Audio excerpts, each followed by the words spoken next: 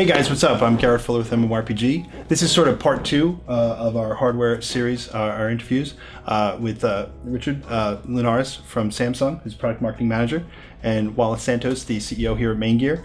And we were just talking in between about I had switched, the system that we got from Maingear switched from a hard drive to an SSD, and the difference has been drastic, especially with the load times, getting games from Steam. Loading them right up on the system and being able to play.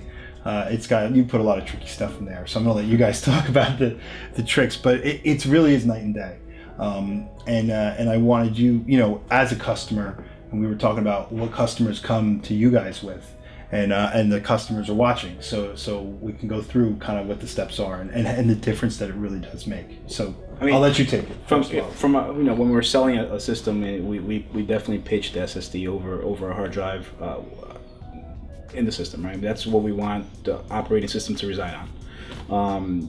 There's a night and day difference just in usage. For example, like if you set up an i5 system with an SSD, right, and 16 gigs of memory, right, versus an i7 system with 16 gigs of memory and a hard drive. Most people would think that the i7 system is going to feel faster because it has a faster Core i7 chip. The Core i5 system actually feels faster because the SSD is actually not holding it back, right? Right. The storage's not holding it back. So, in terms of real world performance, it makes a huge difference. Just using the system.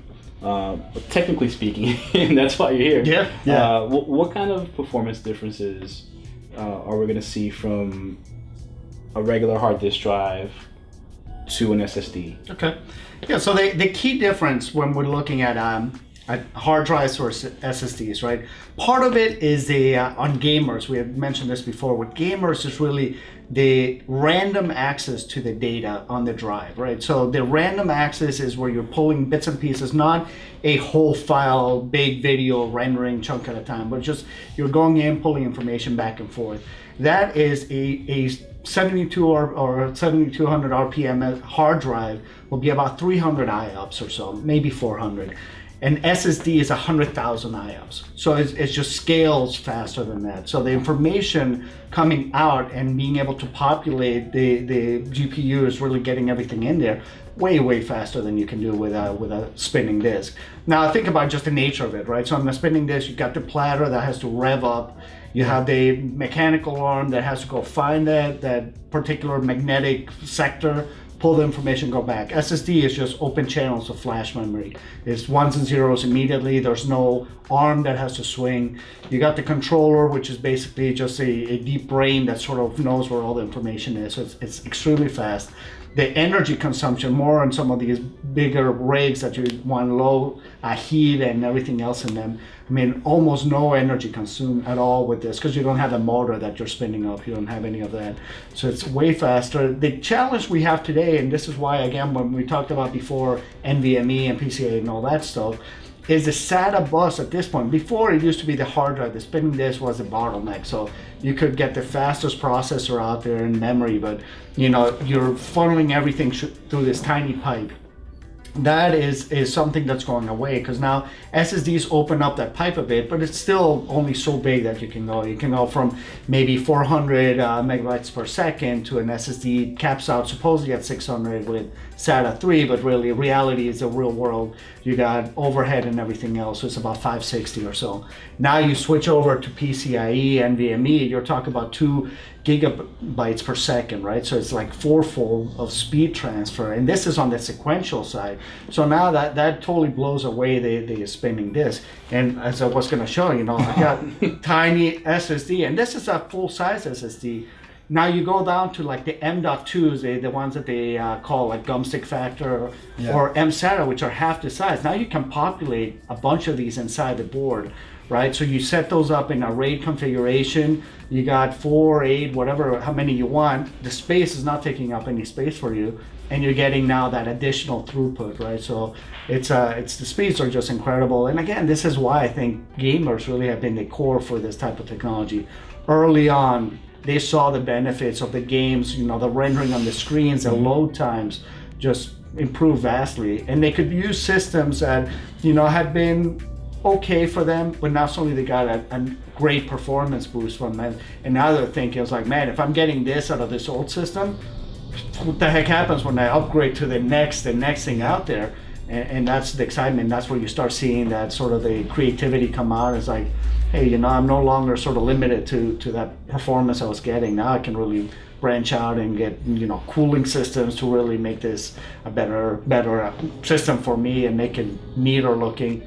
I mean, it's cool. You know, it's something that you put in there, this tiny little thing that weighs a couple ounces, 2 ounces, and it's incredible. I'm looking at it. It's incredible. I know. I mean, go ahead. We usually get a question, you know, which I know the answer to, but just when I get it on camera.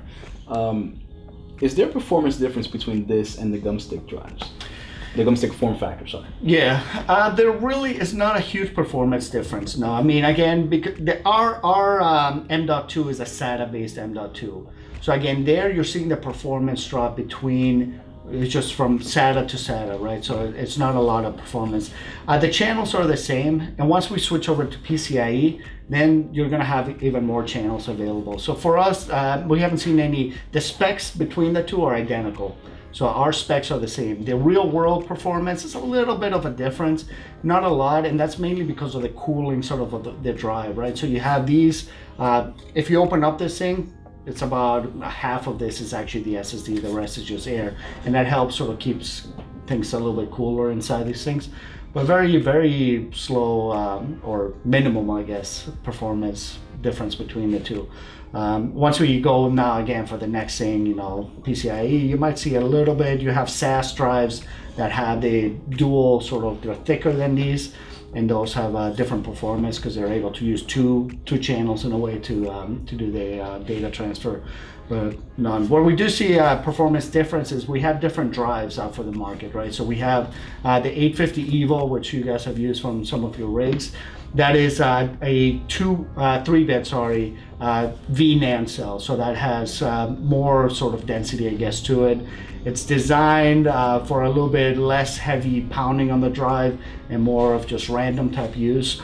Then there's the Pro drive, which is a 2-bit VNAND. So that's because it's 2-bit, you have more free space sort of to do heavy writing to those drives.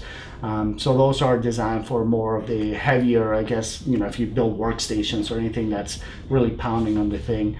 And then you go to the other side, you have data center drives, and those are designed for 24/7 heavy duty operations with power caps built in. So if you have power loss, the data gets flushed in and so on. So the technology itself that goes in here is different depending on the applications. So when you're starting to look at those chips and putting them into like our M.2 or mSATA, we're doing the mSATA with our VNAND for the EVO lineup. So if you compare that EVO to the Pro, yes, there you see a little bit of a difference in the random access, but that's just based on the actual NAND chips that we're putting on those drives. If we had a Pro version of the M.2 or the mSATA, it'd be almost indistinguishable difference between those. We get our customers asking, you know, I'm going to buy the Pro drive just because I think it's going to last longer. What type of lifespan are we talking about between the two drives? I mean, I read somewhere where there's like a 20-year life cycle. It's really long, right? Yeah. I mean, it's just so. What's the major difference? You're saying pounding. One drive can take more pounding than the other. Yeah. What does that really mean? So the Pro drive is designed for 10-year warranty at about 40 gigs per day writing to those drives. Now, there's very few applications out there where you're going to be doing 40 gigs per day writing onto the drive. Now, if you had a 1 terabyte drive, that turns out to be about 200 and something years that you could write. And that's based on the warranty again. So that's what we say when the endurance on the drives is the silicon wafers, they wear out after you put energy to them, right? So you're constantly putting energy, drawing energy out, putting on them. So the wafer itself, you start sort of eroding it. It's like a beach in the ocean, you know. Mm-hmm. But that is a long time. At 40 gigs a day of writing, you know, you could go particularly for about 200 years on the 1 terabyte drive. Now, that is, again, the warranty. The realistic writing to these is we've had systems that have been pounding, writing data to them. They're in the petabytes of data written to the drive, and it's still going. And we've seen lots of online sort of hardware guys that are doing benchmarking reviews and stuff. They've also, have done these tests where they go petabytes of data on them.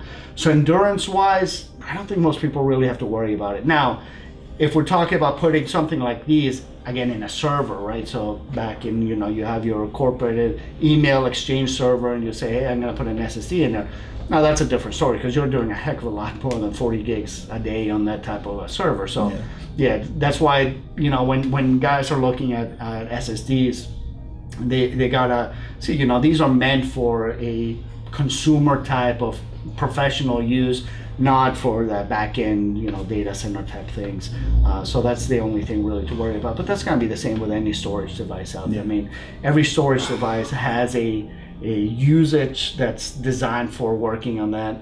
You go from archiving on tape backup, and that's designed for one thing, or you go into hard drives, you got different class of hard drives as well, and they'll put, whatever they're using nowadays, nitrous and everything else in those things. So it's a little bit different depending on it, but for most users, their hardware, their actual PC is probably going to be replaced a couple times before that the drive reaches its lifetime sort of endurance limitation. So it's a lot of life for these things, and I think it's come to the point where we're trying to tell the hard drive guys, hey, those things don't work great. They're trying to say, no, SSDs don't work great. No, it all depends how you use them.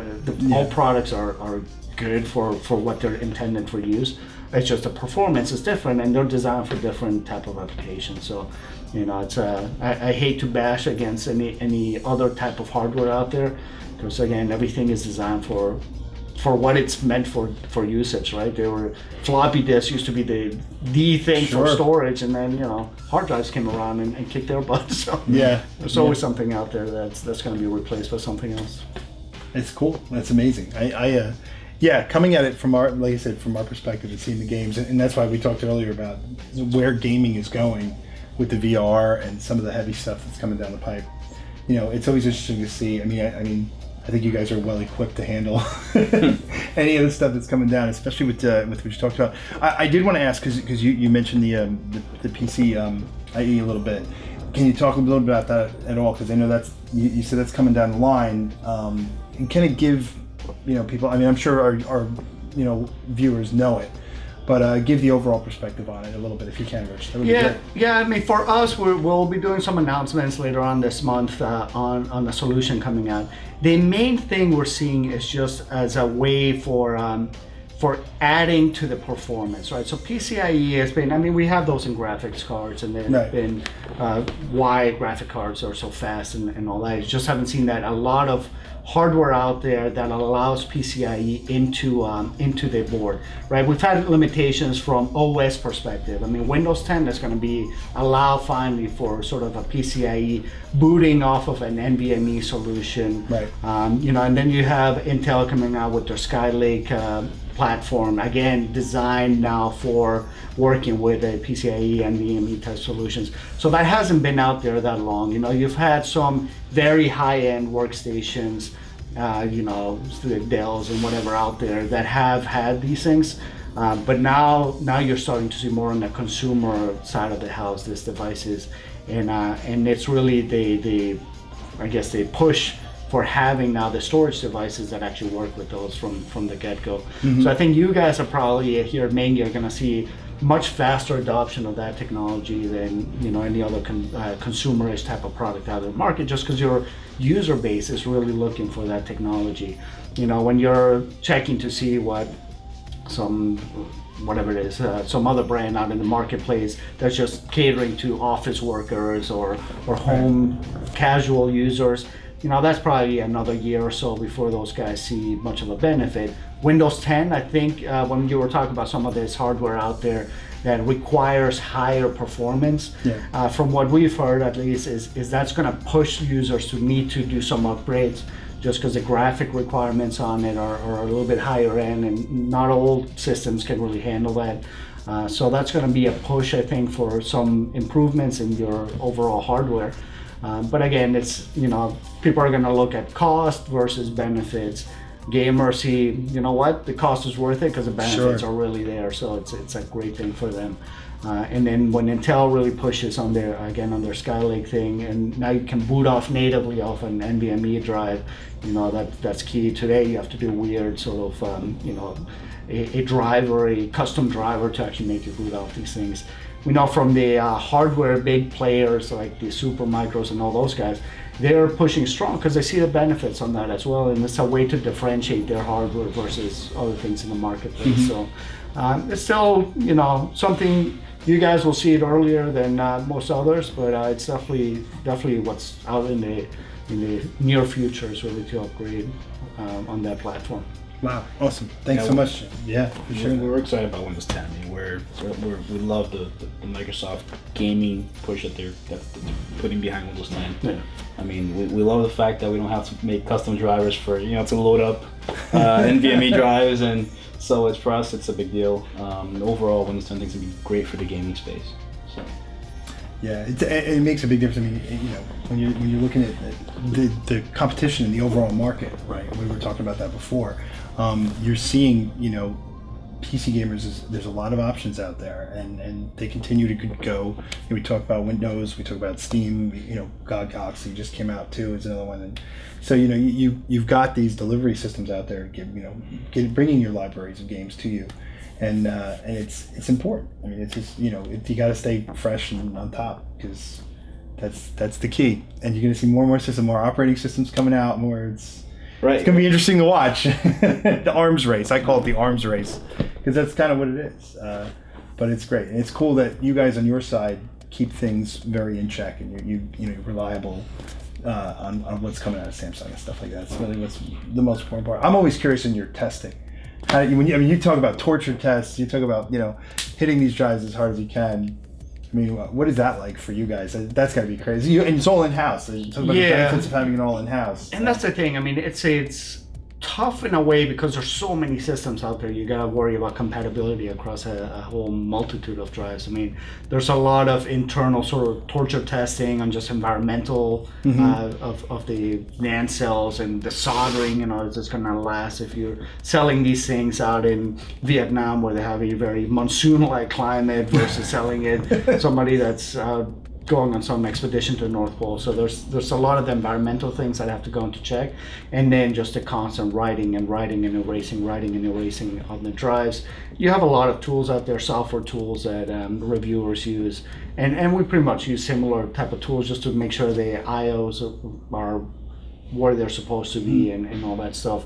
But it's really, they have boxes and boxes set up with drives in there and with dates as to when they started the writing to the drive and erasing, and it's impressive and time consuming as always. And then of course you do acceleration tests, right? So you'll take a sample of X number of weeks and you start saying, okay, if that exponential path follows, and that means this will die here, and then you have another rig that's been running for about a year, and you're cross-checking to make sure that it's meeting that expectation that we had. So as far as torture testing, that's sort of the path you go through. As far as compatibility, there you need to buy systems from everybody out there, and there's virtual systems that try and simulate what happens when you work with somebody else. But those, unfortunately, until you're out in the marketplace and somebody comes out with something new and different,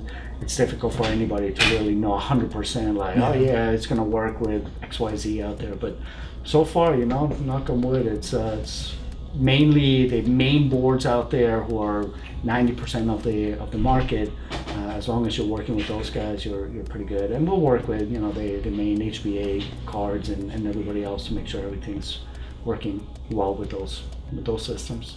Cool. From our standpoint, after they did their testing, we actually, pre-release drives were actually tested in our products as well.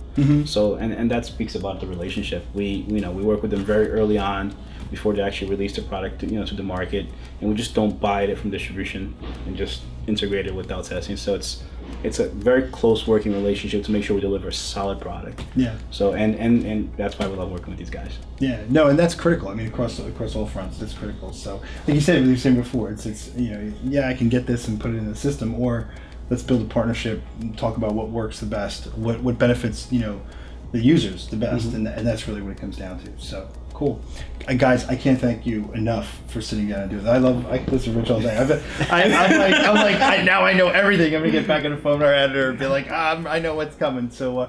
Rich, thanks. Wallace, thanks so much, guys. This has been fantastic for you hardware fans out there. We're going to keep bringing you more and more as we go throughout the summer. And I'm Garrett Fuller. This is MMORPG. Thanks so much, guys. And thank you, Garrett. We'll see you at E3 in a few weeks. Thank you. Make sure to level up your MMO knowledge by visiting MMORPG.com, subscribing to our YouTube channel, and by following us on social media. To catch up on the week's biggest MMO news, watch our latest MMO FTW. And to see if there's a better MMO out there for you, watch one of our latest First Impressions videos. Thanks for watching.